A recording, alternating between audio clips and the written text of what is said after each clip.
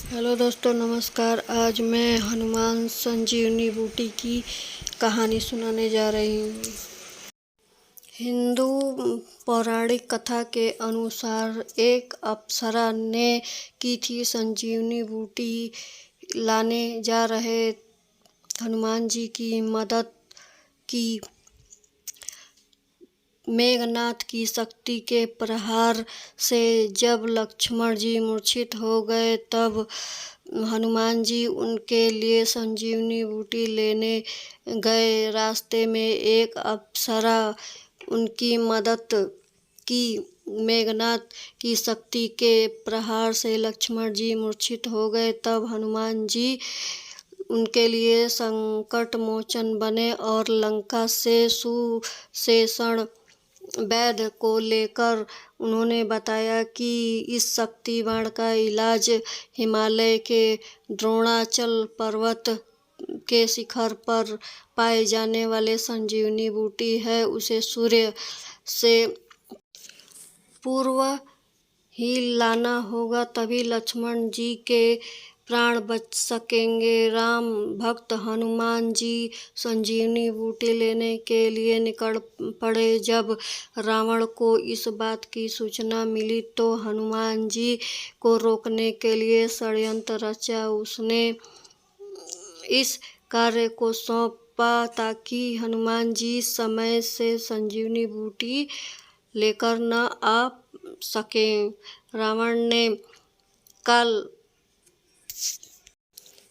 कालनेमी से कहा कि हनुमान को रोकने के लिए रचो माया, जिसके उनके यात्रा में विघ्न उत्पन्न हो जाए। इस पर कालमोनी ने कहा कि रामदूत हनुमान को माया सहित कर पाने में कोई असमर्थ नहीं है। यदि यह ऐसा करता है तो निश्चित है वह उनके हाथों मारा जाएगा। इस पर रावण ने कहा कि यदि तुम उनकी बात मानते हो तो फिर उनके ही हाथों मारना होगा। इस कालनेमी ने सोचा कि रावण के हाथों मारने से अच्छा कि वह हनुमान के हाथ ही मरे।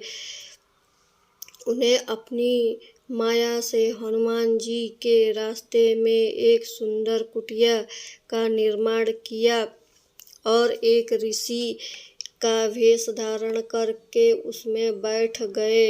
इस बीच आकाश मार्ग में जा रहे हनुमान जी को प्यास लगी तो वह सुंदर कुटिया देखकर नीचे आ गए। उन्होंने कालमोनी बने ऋषि को प्रणाम किया और पानी पीने के लिए जल मांगा।